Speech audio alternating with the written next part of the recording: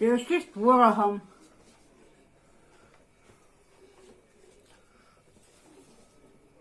Тесто на кефире.